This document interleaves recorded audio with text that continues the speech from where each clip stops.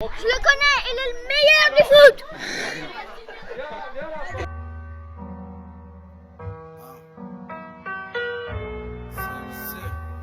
Bonjour à toutes et à tous et bienvenue dans ce reportage consacré à Théo Magnien, un reportage produit par le FC Étoile Laconais en collaboration avec Géosport. Et à ma gauche, nous avons Thomas Zinguignon, rédacteur en chef de Géosport. Comment tu vas, Thomas? Moi ça va super bien, je suis vraiment très heureux de me retrouver ici à Laconais pour faire cette interview de Théo Magnien. J'en profite pour remercier chaleureusement Théo Magnien qui va nous rejoindre, le FC Étoile Laconais et le Servette FC qui nous permettent de faire cette interview. Un aigle, une clé, c'est mon seul blason à défendre. À 200 dans le virage, je lâche pas le pommeau. Je l'ai fait sans manager et sans promo. Merci à toi depuis le départ qu'il faut l'autre, depuis le premier freestyle. Le monde va mal, donne-moi juste une raison de faire la fête. J'enchaîne maquette sur maquette et je gratte juste un pouce sur ma quête. Salut Théo, déjà merci d'être là pour cette interview. Première question, est-ce que tu peux simplement te présenter en quelques mots? Déjà bonjour et merci de m'accueillir ici sur ce beau stade qui est Laconais. Je m'appelle Théo Magnien, j'ai 18 ans et là je suis actuellement footballeur au Servette FC et je suis un peu entre les M21 et la première équipe. Est-ce que tu peux nous dire à peu près à quel âge tu as commencé le foot? Je pense que ça doit être vers mes 4-5 ans, 5 ans peut-être, où j'ai d'abord commencé à faire des petits camps d'entraînement l'été. Et après, j'ai directement commencé ici à Laconais. Est-ce que tu as un premier souvenir lié au football que tu as en tête, que tu as envie de nous partager?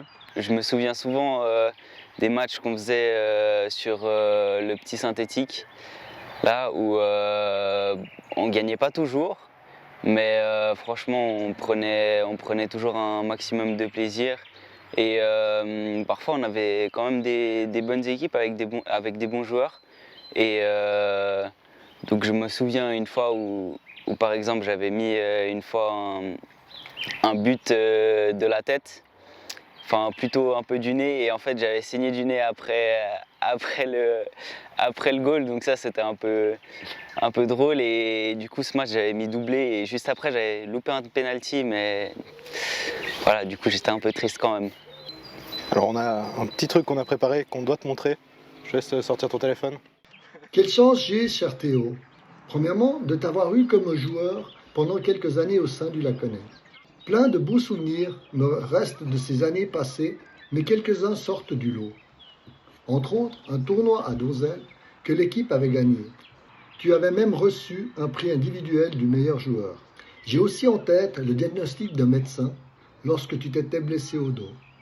Il t'avait dit que peut-être tu ne pourrais plus jouer au foot. Eh bien, aujourd'hui, je suis bien heureux qu'il se soit trompé. Enfin, Théo, je souhaite que ton rêve de devenir joueur pro se réalise. Et que ce maillot grenat que tu portes depuis que tu as commencé le football t'amène un jour à mouiller le maillot rouge à croix blanche de l'équipe A.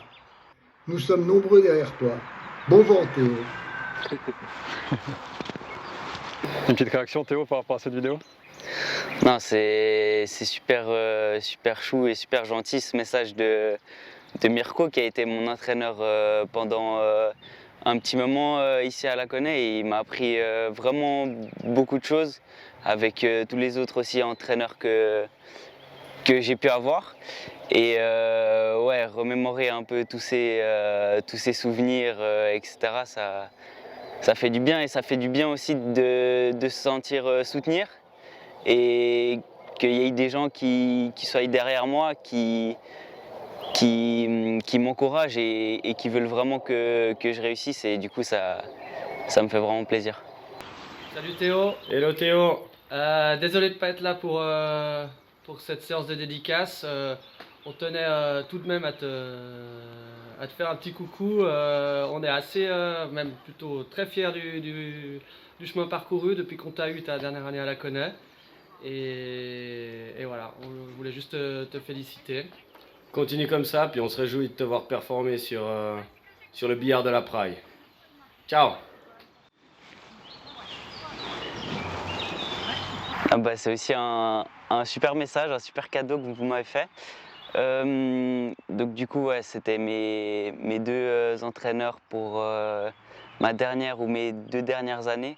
Donc je les remercie beaucoup pour leur message et je leur souhaite aussi bonne suite. Ton meilleur souvenir avec le maillot de Laconais?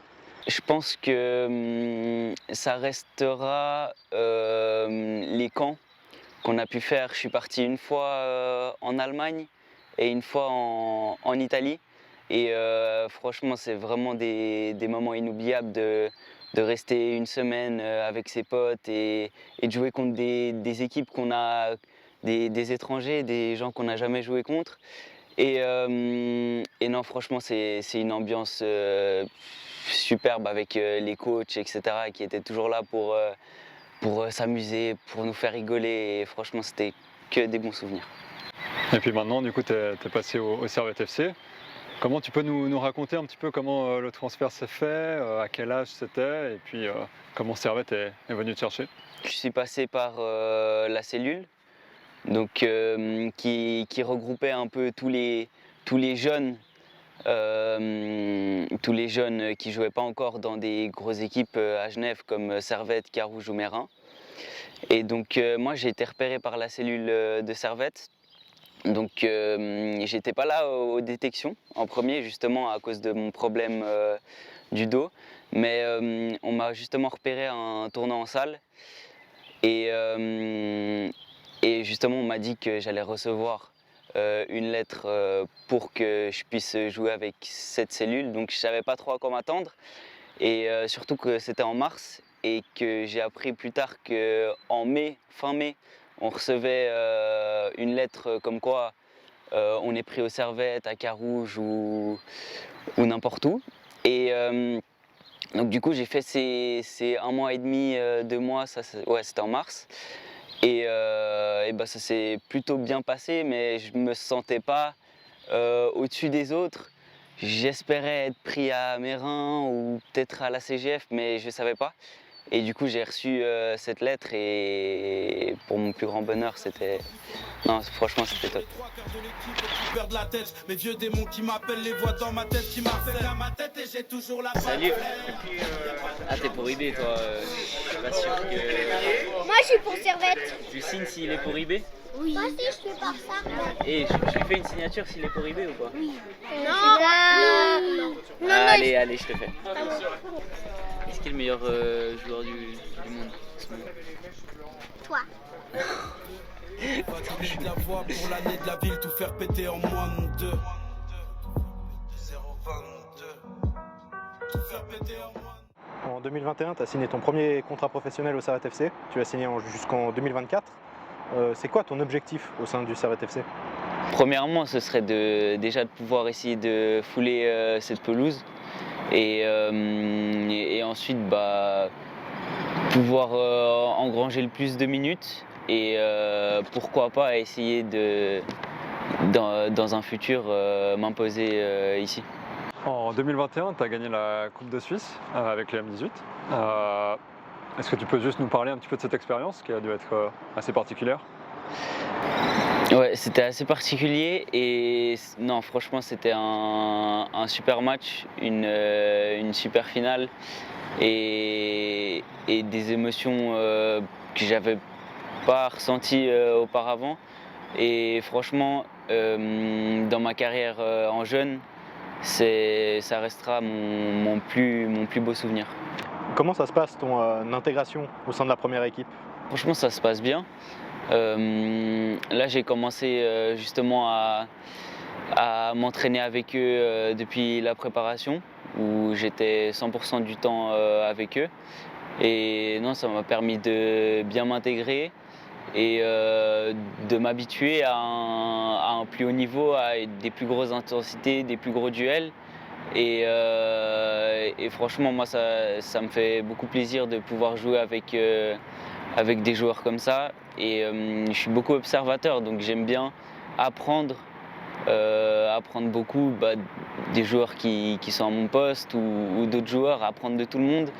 Et je sens en m'entraînant avec la première équipe, je peux beaucoup plus m'épanouir et progresser pour au final essayer d'atteindre quelques minutes ici.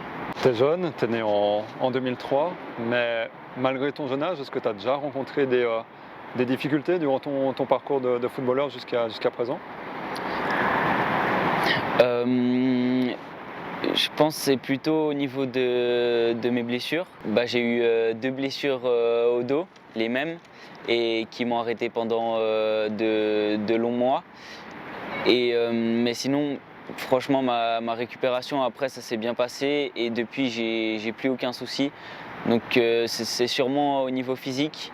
Au niveau football, j'ai vite été titulaire aux Servettes, chez les jeunes.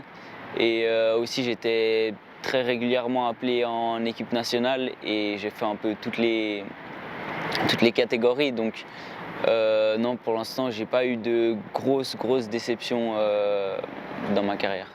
Justement, en parlant d'équipe nationale, tu es arrivé en équipe de Suisse M20, tu es accompagné notamment par Edin Omeragic.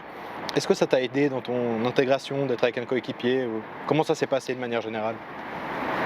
Oui, c'est sûr que d'être avec lui, ça m'a permis de mieux m'intégrer, mais je connaissais aussi déjà pas mal de joueurs. C'était un peu, il y avait beaucoup de 2003 dans cette sélection, donc je connaissais un peu moins les 2002 ou voire pas du tout. Mais non, en quelques jours, en une semaine, on a pu apprendre à se connaître et puis on verra si on se retrouvera par la suite. J'espère. Justement, dans cette équipe des moins de 20, il y a un certain joueur qui joue à Dortmund, qui s'appelle Bradley Fink. On en entend pas mal parler ici en Suisse. Est-ce que tu peux nous parler un petit peu de lui? Est-ce que tu as quelques trucs à nous dire sur ce joueur qui a l'air assez spécial? Moi, je l'ai côtoyé en équipe nationale aussi, donc chaque année. Et depuis les M15, ça a toujours été un grand buteur. Je crois en une saison ici, il avait marqué 50 buts, un truc comme ça. Non, mais avant de partir en Allemagne. Et non, ça a toujours été un grand buteur qui a le sens du but, qui est grand de taille, mais qui est aussi assez vif. Et non, je crois que ça se passe vraiment bien pour lui à Dortmund. Là, il joue avec la deuxième équipe. Et de toute façon, c'est une machine à but. Donc il continue à marquer. Et je pense peu importe où il sera, il marquera. Donc, Tu joues au poste de latéral. En club, tu joues avec un certain Gaël Clichy. Est-ce qu'il te donne des conseils à l'entraînement ou comment ça se passe avec lui? Oui, je m'en rappelle un de mes premiers entraînements. Il m'avait donné quelques conseils sur mon orientation du corps, etc. quand il y avait notamment des longs ballons. Et après, j'avais fait une séance aussi vidéo avec lui. Et en fait, il est très critique sur les petits détails. Et son expérience à nous, les jeunes, ça nous donne des grandes marges de progression. Et non, je sens que chaque conseil qui te donne, ça te permet de justement progresser sur ton jeu, sur ton poste. Et je remarque que dès que j'applique ces petits conseils et que je gomme ces petites erreurs, ces petits détails, et ça me permet de directement me sentir plus à l'aise dans le jeu et aussi essayer de justement côtoyer le plus haut niveau. On parle justement de ce poste de latéral. Est-ce que tu as toujours été latéral à chacune de tes années ou tu as un petit peu bougé sur le terrain? Quand j'étais plus jeune, je jouais plutôt milieu de terrain ou des fois défenseur central. Et quand je suis arrivé à Servette, j'ai vite été replacé sur le côté. Mais après, j'ai joué quand même quelques matchs au milieu de terrain en 8. Mais c'était 3, 4, 5 matchs par saison. On m'essayait à ce poste-là. Et je pense que ça me permettait aussi de travailler sur ma prise d'information, etc. Et qu'au final, quand je revenais sur le côté, c'était plus facile pour moi. Tu as des idoles dans le foot? Des joueurs auxquels tu t'inspires ou tu aimerais ressembler à tel ou tel joueur? plus petit, je regardais souvent Marcelo. Et maintenant encore toujours, même si il commence à devenir un peu vieux, mais techniquement c'est un régal de le voir jouer. Et aussi des joueurs comme Dani Alves ou plus récemment Trent Alexander-Arnold ou des joueurs comme ça. Je regarde souvent leur qualité de prise de balle, leur qualité de centre. Franchement, toutes les passes décisives qu'ils font, c'est un truc de dingue. Et moi, justement, j'essaie de m'inspirer de ces joueurs comme ça pour reproduire ce qu'ils font sur le terrain, même si c'est très compliqué ce qu'ils font. En 2020, tu as joué contre Evian Thonon Grand Genève. C'était ton premier match en professionnel. Alain Gaguerre a eu des mots assez élogieux envers toi. Est-ce que tu peux nous en dire plus sur ce match? Ce match c'était un peu spécial. J'ai été on m'avait appelé la veille, justement pour remplacer un joueur. Et direct j'ai dû jouer 45 minutes. Et au début c'était assez impressionnant parce que je m'étais jamais entraîné avec eux, etc. C'était assez impressionnant de voir les joueurs, de jouer avec eux aussi, mais vite j'ai pas eu forcément un grand stress ou de la panique. Et je me suis dit finalement que c'était un match comme les autres et du coup je me suis bien senti, j'ai pu jouer libéré et puis au final on a eu une belle victoire et puis voilà. Tu étais dans le groupe plusieurs fois cette saison avec les professionnels. Qu'est-ce que ces expériences t'ont apporté? Est-ce que ça t'a apporté quelque chose? Qu'est-ce que tu peux simplement nous en dire? J'ai été justement la première fois contre Zurich. Et personnellement, c'était assez impressionnant de rentrer dans un stade justement à Zurich où il y a pas mal de monde, où les supporters faisaient beaucoup de bruit. Et non, juste c'était assez impressionnant de pouvoir un peu fouler la pelouse et avoir cette ambiance-là. Et cette fois-ci, plutôt d'être sur le terrain que dans les gradins. Et voilà, j'espère que je vais être encore pris pour les prochains matchs. On a encore une petite vidéo à te montrer? Encore? Une dernière? Ah, vous avez eu Gaguerre? Bonjour, l'étoile la connaît. Salutations d'Alain Gaguerre, Servette FC. J'aimerais vous féliciter pour tout ce que vous faites. Et puis, on a un de vos enfants qui est au Servette. Théo Magnin, c'est un garçon qui a beaucoup de cœur, qui est à l'écoute, qui est technique, qui amène du dynamisme et de l'énergie à l'académie et à la première équipe. Il est proche d'être dans ce groupe de titulaires. On l'adore beaucoup, alors je vous souhaite un très très bon anniversaire à vous tous et puis on est très fiers d'avoir Théo Magnin au Servette.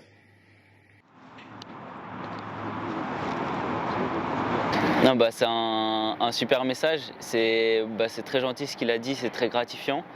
Et c'est aussi super qu'il encourage justement ces jeunes, de la Laconais en l'occurrence, à essayer un peu de faire comme moi.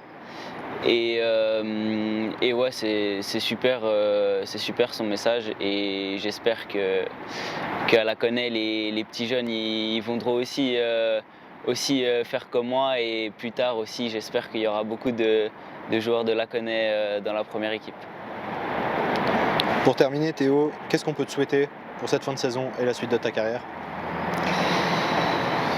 Alors pour la fin de la saison, peut-être faire ma première apparition en Super League. Et pour le reste, une bonne et longue carrière au Servette FC et peut-être ailleurs, mais j'espère bien pouvoir m'imposer ici dans les prochaines années qui suivent. Merci beaucoup Théo. Merci. Tout pour les miens et le Servette.